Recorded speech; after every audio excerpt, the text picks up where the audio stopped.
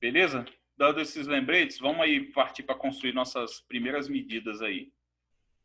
Agora que a decalendagem já está funcionando direitinho, a gente vai, primeiro de tudo, organizar as nossas medidas.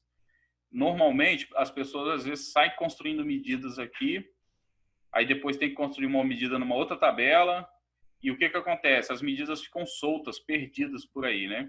Então, eu aprendi com uma pessoa que a gente pode organizar essas medidas em uma tabela. A gente vem aqui em obter dados,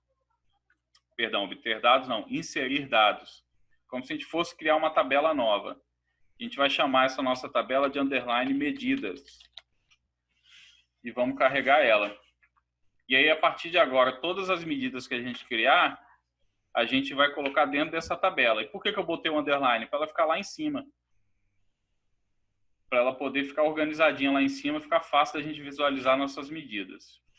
Então, a primeira medida que a gente vai criar vai ser o valor total do título, o valor original do título. Mas por que precisa criar uma medida se ele já tem aqui o campo soma? Essa é outra polêmica que muitas vezes as pessoas perguntam, né, nos treinamentos. Eu vejo perguntas às vezes no próprio grupo lá, né, no Power BI, que é o quê? Se eu não for comparar esse valor com nada, eu posso simplesmente arrastar ele para cá, criar os objetos visuais e aplicar filtros. E vai resolver meu problema. Agora, se eu quiser comparar o valor original do mês de abril de 2020 com o valor original do mês de abril de 2019, se eu não tiver uma medida criada, eu não vou conseguir fazer esse comparativo. Mesmo que eu tenha dois objetos visuais lado a lado, mas se eu tiver que fazer a comparação entre os dois, numa medida, numa coluna, eu não vou conseguir. Então, a gente precisa criar as medidas, não tem para onde fugir. Tem que criar realmente as medidas. Então, a primeira que a gente vai criar é a soma desse valor original. Vou vir aqui na tabelinha de medidas, nova medida. Vamos chamar de o valor previsto. Por quê? Porque é o valor original do título, ele pode sofrer desconto, pode ter multa, embora a gente não tenha essas colunas, mas a ideia é essa dessa coluna, né? Valor previsto. É a previsão de valor. Pode ser que lá no dia não pague, gere juros e multa e ele tem acréscimos. Para quem já trabalha com Excel, a função que a gente vai usar aqui é a sum, que é a soma, né? O que ela faz? Ela pega uma coluna de cima para baixo e soma tudo e dá o resultado para a gente. É isso que a gente vai fazer aqui. Então, na minha tabela fato, a coluna valor original criar uma medida. Vou excluir essa coluna aqui. Já não precisamos mais manter ela. Foi só para criar a tabela. Beleza. Se eu trouxer para cá e comparar com outro, vai dar exatamente igual. Aí, às vezes, nossa cabeça, né, começa a se perguntar, para que então eu preciso fazer medida, né? Aí eu volto a falar. Mais para frente, quando a gente for realizar filtros, realizar acumulado, realizar comparativos, não tem jeito, a gente precisa da medida. Então, beleza, já tem uma primeira medida aqui. Eu vou empilhando aqui alguns cartões, depois a gente vai entrar na parte de layout do dashboard, mostrar para vocês um recurso que eu uso, que facilita bastante na construção do dashboard. Outra medida que a gente vai querer aqui, agora a gente tem um valor total, só que dentro desses valores tem tanto pagamento como recebimento. Poderia vir aqui no objeto visual e aplicar um filtro, né? Arrastar a coluna pagamento e recebimento para o objeto visual, para o filtro do objeto visual. Filtragem básica aqui, ó. Esse aqui é valor só de recebimento. Ou então, só de pagamento. Mas, imagina você construir um dashboard fazendo esses filtros, né? Vai dar trabalho pra caramba. Então, a gente pode criar uma outra medida fazendo já esse filtro, tanto para um como para outro. Primeiro vai ser o valor previsto de recebimentos.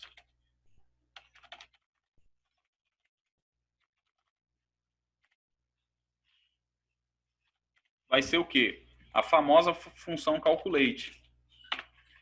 O que a calculate faz? Ela pega uma expressão, você pode atribuir uma expressão dentro dela, igual a gente fez antes, no valor previsto, no caso a soma, e depois aplicar um ou mais filtros.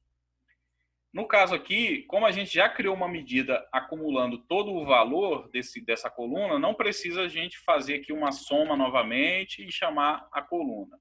A gente pode reaproveitar a medida. Então, vamos chamar aqui a nossa medida valor previsto. Boa prática de indentação, quem é da área de TI aí, né? Dá um Shift Enter para passar para a próxima linha. Esse é um bugzinho que tem no Power BI, que toda vez que a gente pula a linha, vai aplicar um filtro numa medida, ele insiste em sugerir aí essas funções DAX. Aí dá um ESCzinho para sair, né? E denta lá da maneira mais próxima aí das boas práticas. E aqui a gente vai aplicar o filtro. Qual é o filtro que a gente quer? A gente quer fazer o quê? Trazer só os valores de recebimento. Então, como que a gente pode usar aqui para filtrar isso? Usando a coluna aqui Pague REC, né, que é pagamento e recebimento.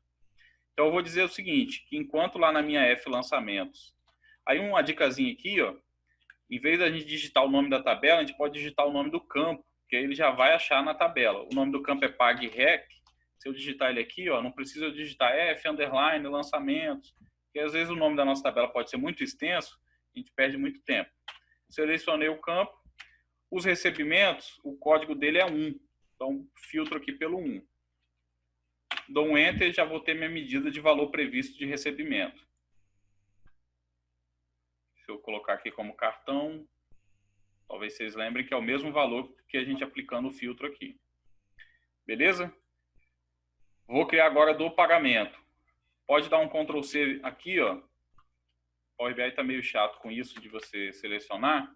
Mas vem aqui nova medida. O que vai mudar? Só vai mudar o código ali, né? Se é pagamento ou recebimento. Então, muda aqui para 2 e muda o nome lá para pagamentos. Embora eu recomende digitar a medida, porque você exercita a memória muscular também. Aí deu um Enter.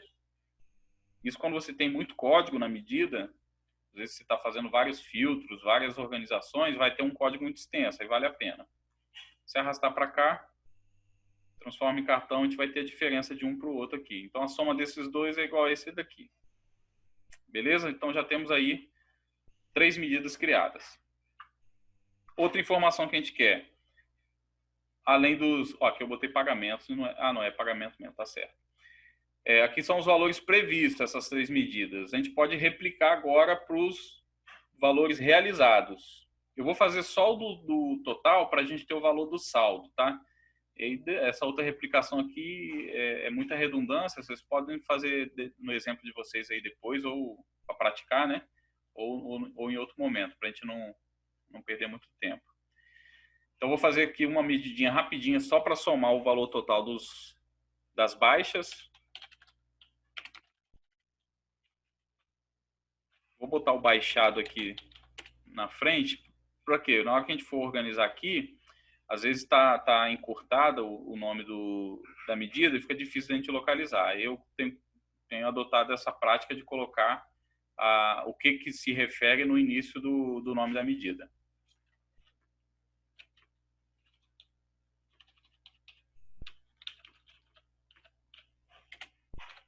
É uma soma também, só que dessa vez a coluna que a gente vai usar é o baixado, valor baixado. Por que eu vou criar só essa? Porque aí agora eu vou fazer um comparativo entre o valor baixado e o valor previsto. E a diferença dos dois vai ser o meu saldo. Então eu vou criar agora uma terceira medida, que eu vou chamar de saldo valor. E aí a gente pode usar essa mesma medida depois, tanto para recebimento como para pagamento. Então eu vou deixar ela genérica. Então, vai ser aqui, saldo valor, vai ser igual ao quê? Uma expressão aritmética normal, que é o quê? Diminuir um do outro. Então, eu vou diminuir dos meus recebimentos, eu vou diminuir os meus pagamentos.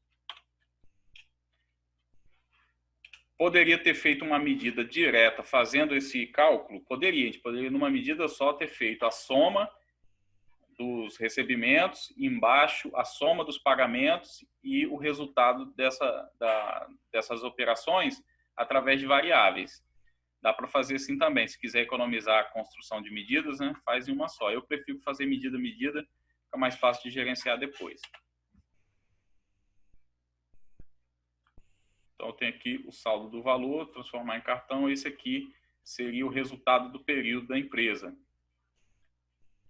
Resultado positivo, bem positivo, na verdade, né? Então, já tem aqui algumas informações interessantes aqui a respeito da saúde financeira dessa empresa. Beleza? Então, aqui tem o saldo da empresa ao longo do período. Então, se a gente criasse um gráfico aqui de linha do tempo, do saldo da empresa, né? Já é uma informação que o diretor, o gestor aí da empresa talvez gostaria de ter. Pegando aqui mês a mês, quanto que é o saldo que a empresa teve, o resultado, né? Que a empresa teve nesse período.